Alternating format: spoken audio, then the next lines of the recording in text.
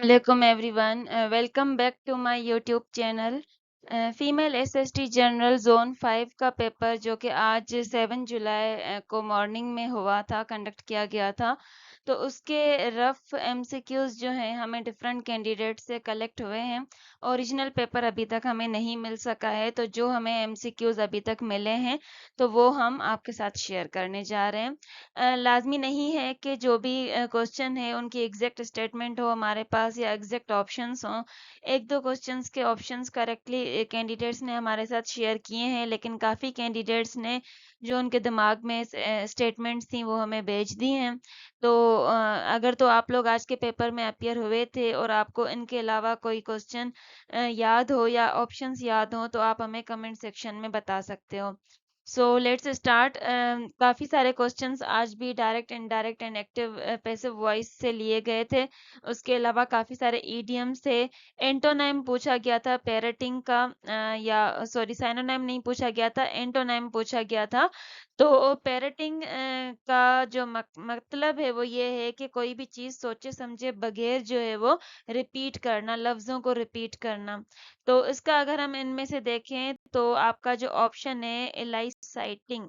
एलाइसाइटिंग का मतलब होता है कि सोच समझ के किसी चीज का नतीजा निकालना या कोई इंफॉर्मेशन ड्रॉ आउट करना।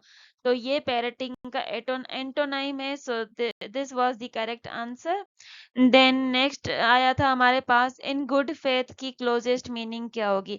इन गुड फेथ जब भी हम ये फ्रेज यूज करते हैं इसका मतलब ये होता है कि ईमानदारी के साथ सिंसियरली कोई काम किया जाए without any intention of cheating. तो उससे रिलेटेड अगर आपके पास कोई ऑप्शन थे तो वो आपका करेक्ट ऑप्शन होगा, ऑनेस्टली या सिंसियरली।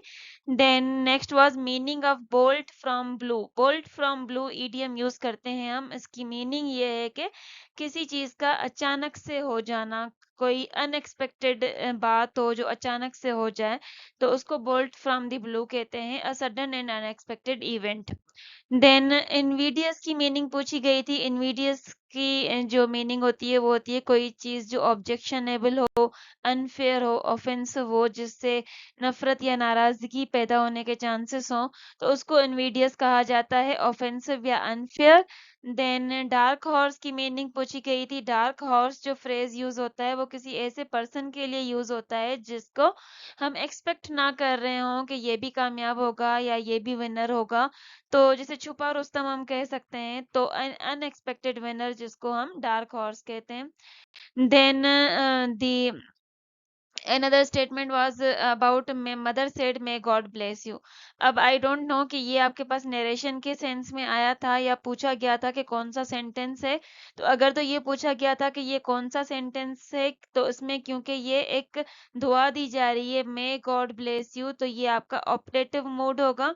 ये अक्सर डेली आपके क्वेश्चन जो पेपर्स हो रहे हैं उसमें ऑप्टेटिव मोड के क्वेश्चंस काफी सारे आ रहे हैं। देन अगर तो नरेशन का क्वेश्चन था तो mother said may God bless you, उसकी जो इनडायरेक्ट हो जाएगी वो होगी mother prayed that God might bless me. Then next is which modal auxiliary is commonly used in optative mode. अब ऑप्टेटिव मोड वाले सेंटेंसेस वो होते हैं जिसमें कोई दुआ दी जाए, जैसे may you live long, may Allah bless you, may you succeed.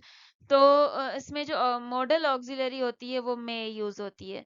Then next was position of only in sentence. अब हाँ, काफी कैंडिडेट्स ने हमें सिर्फ ये सेंटेंस भेजा है she likes to read books, और किसी ने भेजा है कि पोजीशन पूछी गई थी इसमें कि इसमें ओनली कहाँ पे आएगा। तो अगर तो हम इस सेंटेंस के कॉन्टेक्स्ट को देखें तो ये तीनों सेंटेंसेस हमारे पास पॉसिबल हैं। She likes only to read books, इसको सिर्फ किताबें पढ़ना पसंद है, या she only likes to read books, या इसको सिर्फ जो है वो रीड बुक्स करना पसंद है, या शी लाइक्स टू रीड, या सिर्फ इसको किताबें पढ़ना पसंद है। तो अब डिपेंड करता है कि कौन से सेंस में पूछा गया है। तो ये तीनों सेंटेंसेस आपके करेक्ट हो सकते हैं। अब डिपेंड करता है कि आपके पास ऑप्शन कौन सा था। Then next was to throw a spanner in the works mean. इसका मतलब क्या होगा कि जब भी जो है कि कोई प्रॉब्लम क्रिएट कर देना, किसी भी प्लान को डिस्टर्ब कर देना, जो है प्लान को स्पॉइल कर देना, बिगाड़ देना, खराब कर देना, तो उसको हम throw a spanner in the works कहते हैं। तो वो हम कह सकते हैं कि टू क्रिएट एन ऑब्स्टेकल और to spoil a plan. Then patience is of essence meaning पूछी गई थी। अब या तो इसेंस की मीनिंग पूछी गई थी या होल सेंटेंस की मीनिंग पूछी गई थी। तो इसका मतलब बेसिकली ये होगा कि patience is essential, patience is important, patience is extremely important. तो इस तरह का अगर आपके पास कोई भी ऑप्शन था तो वो करेक्ट होगा। Then next was they let the children play outside. इसका वॉइस चेंज करना था। तो इसका जो पैसिव वॉइस होगा वो होगा the children were allowed to play outside. Then next was infinitive phrase committee is which type of noun.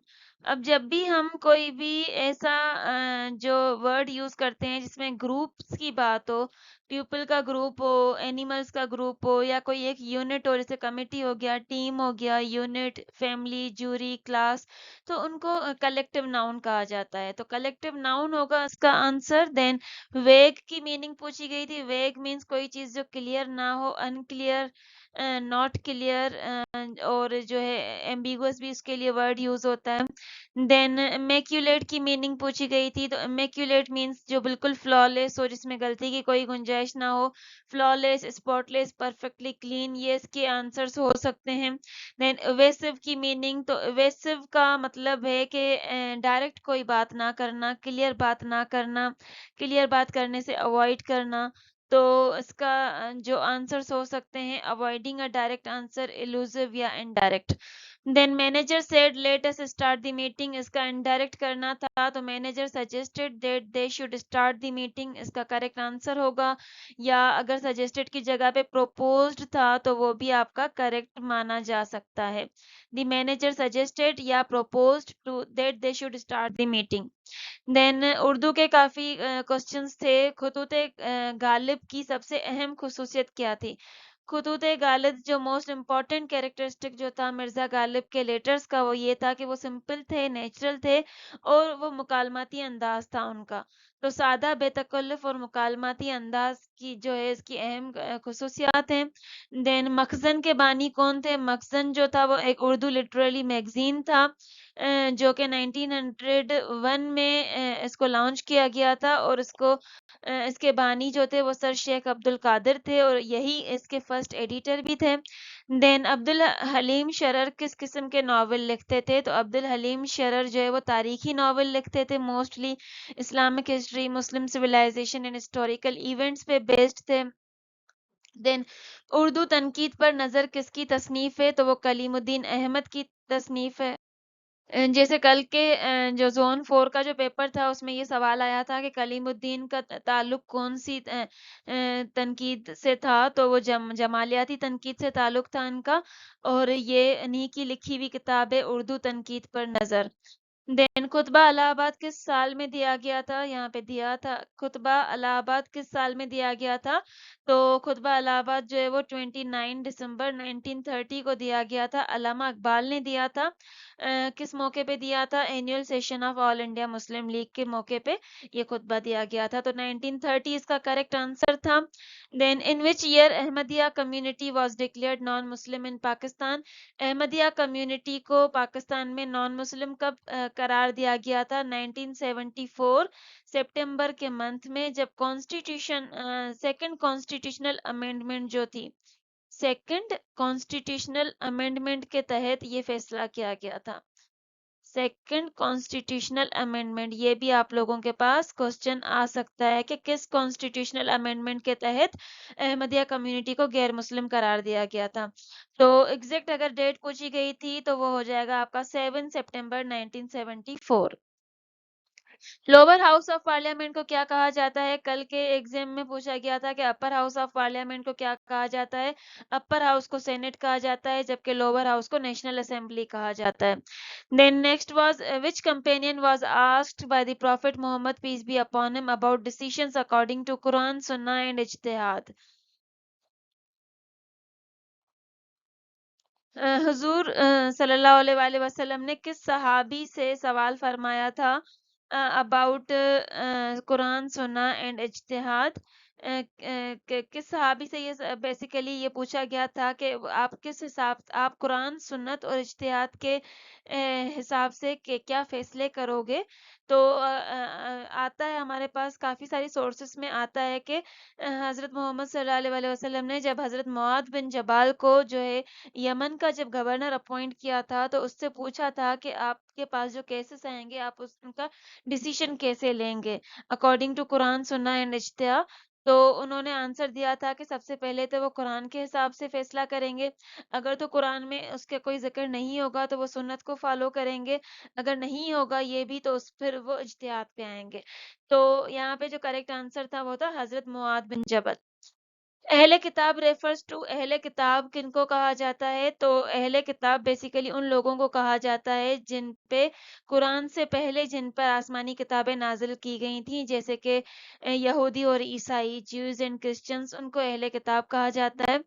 Then sound quality refers to sound quality को टिम्बर कहा जाता है, tone quality. Then pulse polio programme का purpose क्या है बच्चों में? Pulse polio programme को बेसिकली इस वजह से लॉन्च किया गया था ताकि जो है कम्युनिटी में से बच्चों में से पोलियो को ख़त्म किया जा सके। पोलियो की वैक्सीनेशंस ओरल पोलियो वैक्सीन जो है वो पोलियो से बचाव के लिए लगती है। इस वैक्सीन के थ्रू जो है बच्चों में से पोलियो को ख़त्म करना बेसिकली पल्स पोलियो प्रोग्राम का मकसद था to eradicate polio through vaccination of children. Then major export of Pakistan के बारे में पूछा गया था कि IT, sport goods and textile में से जो लार्जेस्ट एक्सपोर्ट सेक्टर है वो कौन सा है? तो वो टेक्सटाइल है। टेक्सटाइल जो है वो जो बिगेस्ट शेयर है कंट्री की एक्सपोर्ट अर्निंग का उसमें इसका बहुत बड़ा रोल है। तो सबसे मेजर एक्सपोर्ट पाकिस्तान का टेक्सटाइल है। देन मैथमेटिक्स में जो क्वेश्चंस पूछे गए थे परसेंटेज से रिलेटेड था कि टोटल स्टूडेंट 625 थे, उनमें से 575 पिकनिक पर गए। बाकी एब्सेंट स्टूडेंट्स की परसेंटेज बताएं कि कितनी होगी। तो अगर तो सबसे पहले हम देखें तो हमारे पास एब्सेंट स्टूडेंट्स कितने थे, तो टोटल में से हम प्रेजेंट को माइनस कर देंगे। टोटल थे 625, प्रेजेंट थे 575, इनको माइनस करेंगे हमें आंसर मिलेगा 50। तो 50 बच्चे जो थे वो एब्सेंट थे, वो नहीं गए पिकनिक पे। अब 50 को हम टोटल से डिवाइड करेंगे, 50 को हम डिवाइड करेंगे टोटल से, उसको मल्टीप्लाई करेंगे 100 से, हमें आंसर मिल जाएगा 8। तो 8% बच्चे जो हैं वो पिकनिक पे नहीं गए। अगर तो आपसे ये पूछा जाए कि 575 स्टूडेंट्स पिकनिक पर गए, टोटल स्टूडेंट 625 थे, परसेंटेज ऑफ प्रेजेंट स्टूडेंट्स बताएं, तो आप सिंपली क्या करेंगे, प्रेजेंट स्टूडेंट्स कितने थे 575 डिवाइड करेंगे टोटल से, मल्टीप्लाई कर देंगे 100 से, आपको आंसर मिल जाएगा 92%। तो 92% बच्चे प्रेजेंट थे जबकि 8% बच्चे एब्सेंट थे। Then a circle is divided into 360 equal parts. एक सर्कल में टोटल 360 इक्वल पार्ट्स होते हैं। एक पार्ट को क्या कहा जाता है? एक पार्ट को डिग्री कहा जाता है, 1 डिग्री। देन पेडागोजी के 2 क्वेश्चंस आए थे, दोनों ही कलेक्ट हो चुके हैं हमारे पास। एक था गेम बेस्ड एजुकेशन से related, how is game based education different from traditional education. Game based education जो है वो रवायती एजुकेशन से मुख्तलिफ कैसे है? तो गेम बेस्ड एजुकेशन में बेसिकली क्या करते हैं टीचर्स, गेम्स का यूज़ करते हैं ताकि उससे जो है वो जो बच्चों की जो लर्निंग है उसमें वो एंगेज हो सकें, प्रॉब्लम सॉल्विंग इनकी इम्प्रूव हो सके, उनकी एक्टिव पार्टिसिपेशन को इनकरेज करना मेन मकसद होता है गेम बेस्ड एजुकेशन में।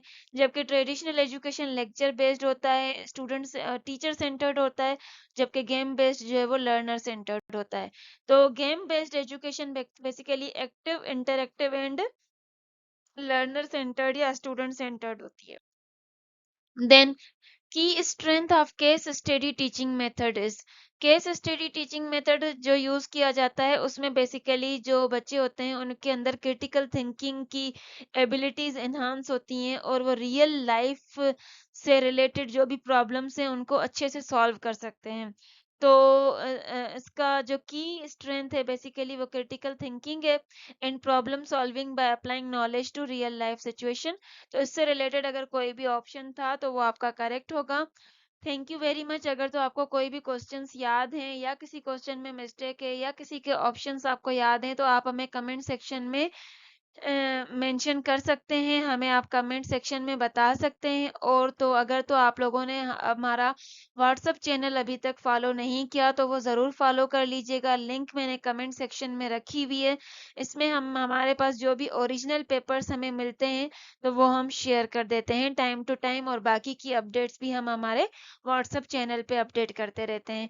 Thank you very much. अल्लाह हाफिज़। मिलते हैं अगली वीडियो में।